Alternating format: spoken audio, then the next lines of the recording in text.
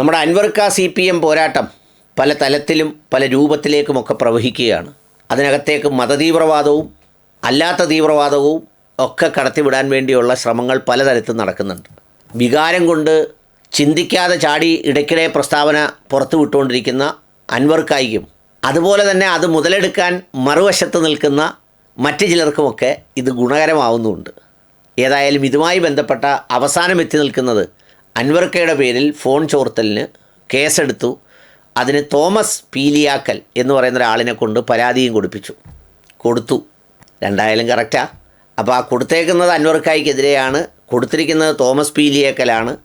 നമ്മുടെ ജില്ലാ സെക്രട്ടറി പറഞ്ഞിരിക്കുന്നത് അൻവർക്ക തീവ്രവാദികളുടെ പിടിയിലാണെന്നാണ് പറഞ്ഞിരിക്കുന്നത്.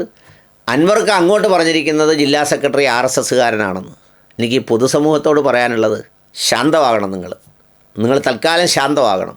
ആവേശപൂർവ്വമായി കണ്ട് ഇതിൻ്റെ ഒരു മാനവും മുറിപ്പും മറിപ്പും ഒക്കെ എങ്ങനെയാണെന്ന് അറിയാൻ കുറച്ചുകൂടെ കാത്തിരിക്കേണ്ടി വരും. അതുവരെ ക്ഷമയോടെ കാത്തിരിക്കണമെന്നുള്ളതാണ് എൻ്റെ അഭ്യർത്ഥന. അതിനെക്കുറിച്ചാണ് എനിക്ക് പറയാനുള്ളത്. അൻവർക്ക ഇപ്പോൾ കമ്മ്യൂണിസ്റ്റ് പാർട്ടിക്കെതിരെ തീപ്പന്തമായൊക്കെ ഇങ്ങനെ മുന്നോട്ട് പോവുകയാണ്. അങ്ങനെ പന്തമായി മുന്നോട്ട് പോകുമ്പോൾ പുള്ളി പണ്ട് കമ്മ്യൂണിസ്റ്റ് പാർട്ടിയിൽ നിന്നുകൊണ്ട് തീപ്പന്തമായി പൊള്ളിയവരൊക്കെയും മറുവശത്ത് നിന്ന് തീപ്പന്തമായി പുള്ളിക്ക് നേരെ തിരിയുന്നുണ്ട്. ആ കൂട്ടത്തിലുള്ളവരാണ് നമ്മുടെ മറുനാടൻ ഷാജൻ സ്കറിയ, പിന്നെ നമ്മുടെ ജയശങ്കർ വക്കീൽ, പിന്നെ അങ്ങനെ അടക്കമുള്ള അദ്ദേഹം നോവിച്ചിട്ടുള്ള ഒരുപാട് പേരുണ്ട്. അദ്ദേഹം നോവിച്ചിട്ടില്ലാത്തവർ കുറവാണ് എന്ന് വേണമെങ്കിൽ പറയാം പല രീതിയിലും.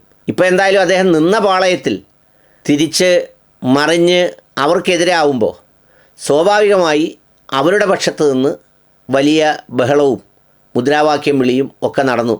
ചാലിയാർ പുഴയിലേക്ക് കയ്യും കാലും വെട്ടിയിടുന്ന കഥയൊക്കെ പറഞ്ഞു. അപ്പോൾ അതിനെ എതിർത്തുകൊണ്ട് ഇന്നലെ നിലമ്പൂർ ടൗണിലൂടെ അൻവർക്കായിക്ക് പിന്തുണ പ്രഖ്യാപിച്ച് മുദ്രാവാക്യം നടന്നു. പിന്നെ കൂടാതെ അൻവർക്കയുടെ വീടിൻ്റെ മുന്നിൽ കഴിഞ്ഞ ദിവസം വേറൊരു ബോർഡ് കൊണ്ടുവച്ചു. ആ ബോർഡിൽ ഈ പറയുന്നത് കൊല്ലാം പക്ഷേ തോൽപ്പിക്കാനാവില്ല എന്ന് പറഞ്ഞിട്ടാണ് വെച്ചിരിക്കുന്നത്. അതിൽ സൂര്യൻ അസ്തമിക്കാത്ത ബ്രിട്ടീഷ് സാമ്രാജ്യത്തിൻ്റെ ശക്തികൾക്കെതിരെ അതിശക്തമായി പോരാടിയ അദ്ദേഹത്തിൻ്റെ മലപ്പുറത്തിൻ്റെ മണ്ണിൽ വീരചരിതം രചിച്ച തറവാട്ടിലെ പൂർവികർ പകർന്നു നൽകിയ പോരാട്ട വീര്യം സിരകളിൽ ആവാഹിച്ചെന്നൊക്കെ പറഞ്ഞ് കടുത്തെഴുത്താണ് എഴുതിയിരിക്കുന്നത്. അപ്പോൾ ഇങ്ങനെ ഇതുമായി ബന്ധപ്പെട്ട് ഒത്തിരി കാര്യങ്ങൾ നടക്കുന്നതിനിടയിലാണ് ഫോൺ ചോർത്തൽ വിവാദവുമായി ബന്ധപ്പെട്ട് തോമസ് പീലിയാനേക്കൽ എന്ന് പറയുന്ന ഒരാൾ കേസ് കൊടുത്ത് കോട്ടയത്ത് എവിടെയോ പോലീസ് സ്റ്റേഷനിൽ FIR ഇട്ടു എന്ന് പറയുന്നത്. ഇതൊക്കെ ഈ ചാനലുകാർ ചൂടപ്പം പോലെ കാണിക്കുന്ന പോലെ ഇതിനകത്ത് കാര്യമൊന്നുമില്ല. ഫോൺ ചോർത്തലൊന്നും ഉണ്ടായിട്ടില്ല എന്ന് ഗവർണർക്ക് സംസ്ഥാന പോലീസ് മേധാവി റിപ്പോർട്ട് കൊടുത്തതായി ഞാൻ വാർത്ത കണ്ടു ഇന്നലെ. അതായത് അജിത് കുമാറും ചോർത്തിയില്ല, അൻവറും ചോർത്തിയില്ല. അപ്പോൾ അങ്ങനെ പറഞ്ഞ അവർ മറുപടി കൊടുത്തിട്ടുണ്ട്. അപ്പോൾ അങ്ങനെ പോലീസ് മേധാവി അന്വേഷിച്ചിട്ട് പറഞ്ഞു കഴിഞ്ഞാൽ പിന്നെ ഇത് നിൽക്കത്തില്ല. ഇത് അന്വേഷിച്ച് FIR ഇടും. ആര് പറഞ്ഞാലും FIR ഇടുമല്ലോ. ഇപ്പോൾ നിർമ്മല സീതാരാമനെതിരെ കേസ് എടുത്തിരിക്കുന്ന കണ്ടില്ലേ ബാംഗ്ലൂരിൽ. അങ്ങനെയൊക്കെ FIR ഇട്ട് അത് നോക്കി എഴുതി തള്ളി അതിൻ്റെ വഴിക്ക് അങ്ങ് പോവും. അപ്പോൾ ഇത് മൂപ്പിച്ച് അങ്ങോട്ട് കൊണ്ടുവന്ന് വെച്ചാൽ അവസാനം ഇത് തമ്മിലടിച്ച് അങ്ങോട്ടും ഇങ്ങോട്ടും ഈ മനുഷ്യർ സമൂഹം അങ്ങോട്ടും ഇങ്ങോട്ടും ഓപ്പറേറ്റ് ചെയ്യപ്പെടുന്ന ഒരു രീതിയിലേക്ക് എത്തരുതെന്നാണ് ഞാനിത് പറയുന്നത്. കാരണം ഇതിലേക്ക് മതതീവ്രവാദം കൊണ്ടുവരാനായി ഇപ്പോൾ കമ്മ്യൂണിസ്റ്റ് പാർട്ടി ശ്രമിക്കുന്നുണ്ട്. അവർക്കൊരു 2 ആഴ്ചയോ 3 ആഴ്ചയോ 1 മാസം മുമ്പ് ഒരു തീവ്രവാദകം ഇല്ലായിരുന്നു. തിരിച്ച് അതുപോലെ ഈ CPM ജില്ലാ സെക്രട്ടറി RSS ആണെന്ന് അൻവർക്കായും പറയുന്നുണ്ട്.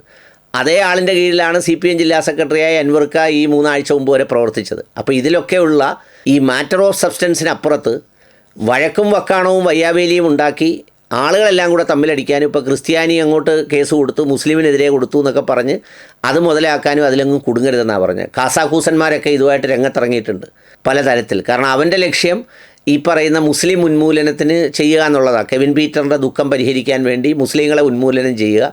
അതിനോടൊപ്പം കുറച്ച് BJP നേതാക്കളായ അച്ചായമാരും ചേർന്നിട്ടുണ്ട്. അവരെല്ലാവരും കൂടെ അതിന് നടക്കുകയാണ്. സമൂഹം ഇത് ശ്രദ്ധാപൂർവം കൈകാര്യം ചെയ്തില്ലെങ്കിൽ ഇതും ഒരു ദുരന്തമായി തീരും എന്ന് മാത്രമാണ് എനിക്ക് പറയാനുള്ളത്. അത് സൂചിപ്പിച്ചു തന്നേ ഉള്ളൂ.